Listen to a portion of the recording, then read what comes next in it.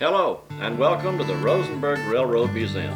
Fort Bend County was in the path of the first railroad to operate in Texas and still plays an important role in railroading today. In this room, you will notice items representing each of the 8 railroads that built through Fort Bend County. The first railroad built in Texas was the Buffalo, Bayou, Brazos, and Colorado Railroad, known as the BBB&C. Chartered in 1850, the construction of the first 20-mile segment from Harrisburg to Stafford's Point was completed in 1853. The railroad reached Richmond in 1855 using a ferry to cross the Brazos River. A low-water bridge that could be swung out of the way of boat traffic on the river later replaced the ferry. Because of the steep grades involved, the trains had to cross this bridge at a high rate of speed to have enough momentum to make it up the other side. Passengers were offered the choice of walking across the bridge in lieu of the daredevil ride. Occasionally, the train had to be fished out of the river. The BBB&C reached Allentown, Texas, near Columbus, in 1859. The war between the states put an end to further construction. After the war, the low-water bridge on the Brazos was replaced with a permanent structure, and the railroad was sold and renamed the Galveston, Harrisburg, and San Antonio Railway. Construction towards San Antonio began in 1870, and the GH&SA acquired the nickname Sunset Route. It became a part of the Southern Transcontinental Route between New Orleans and San Francisco. Union Pacific Railroad owns this line today, and it's very busy. Several of their trains may pass by the museum during your visit. The GH&SA also built a branch from Rosenberg through Needville and Guy to Damon in 1918. Most of this was abandoned in 1985.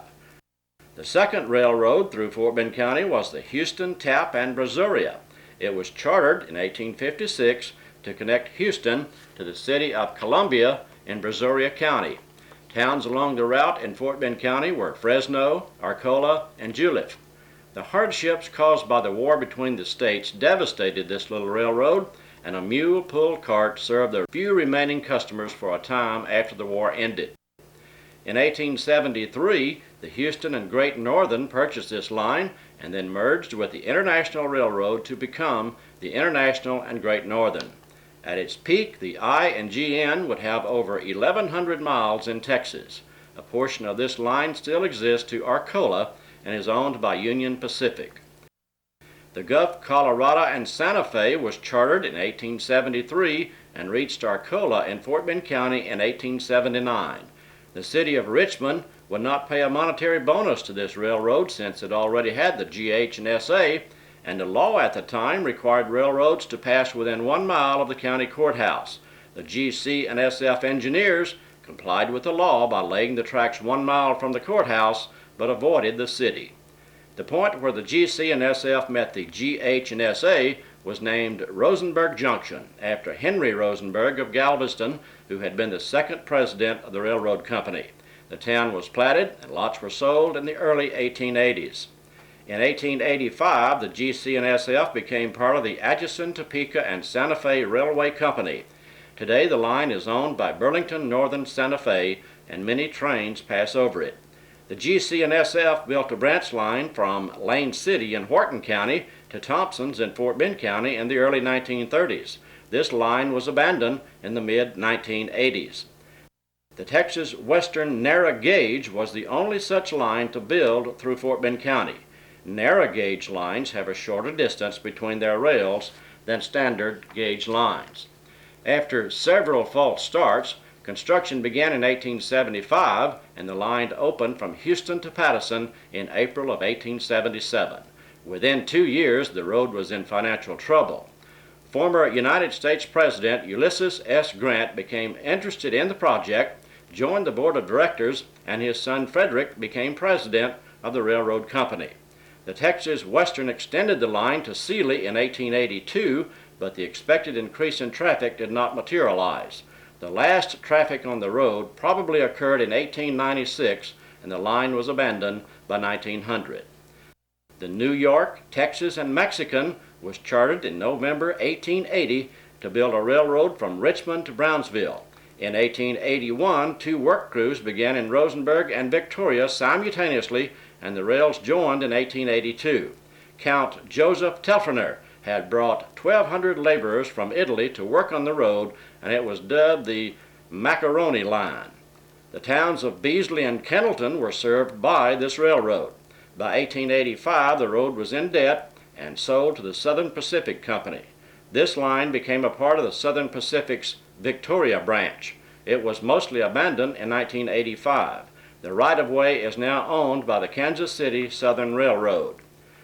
The San Antonio and Aransas Pass built through Fort Bend County in 1887 as part of the railroad's line to Houston. It was nicknamed the South. Simonton, Fulshear, and Claudine were principal towns on this line. In 1892, the Southern Pacific interests began buying up the stock of the SA&AP, which was in receivership. It was operated as a separate company by the SP until the Texas Railroad Commission suddenly decided in 1903, over 10 years later, that the acquisition had been illegal. The SP divested itself of the San Antonio and Aransas Pass, at least on paper, until 1925. The Railroad Commission then gave the Southern Pacific permission to reacquire the SAP. The line through Fort Bend County became part of the SP's Bel Air branch and was used until 1998. The rails were removed in the summer and fall of 2001. The Sugar Land Railroad began as a private rail line in the 1880s to gather sugar cane from the fields to the refinery. It was chartered by William T. Eldridge in 1893 and later built through DeWalt to Arcola, Texas, where it connected with the Gulf, Colorado, and Santa Fe. Eldridge bought several other Texas short lines and sold them all, including the Sugar Land Railroad, to the Missouri Pacific in 1925. Most of the old Sugar Land Railroad line was abandoned in 1985. The Missouri, Kansas, and Texas built through the northern tip of Fort Bend County in 1893 on its way to Houston. The Katy, as it was fondly known, became a major player in the Texas railroad scene until after World War II, when it experienced a slow decline. The line east of Katy, Texas was removed beginning in 1998, and the rest of it is owned by Union Pacific Railroad. Please study the displays for more information on these railroads and other aspects of the railroad experience. Thank you, and we hope you enjoy your visit to the Rosenberg Railroad Museum.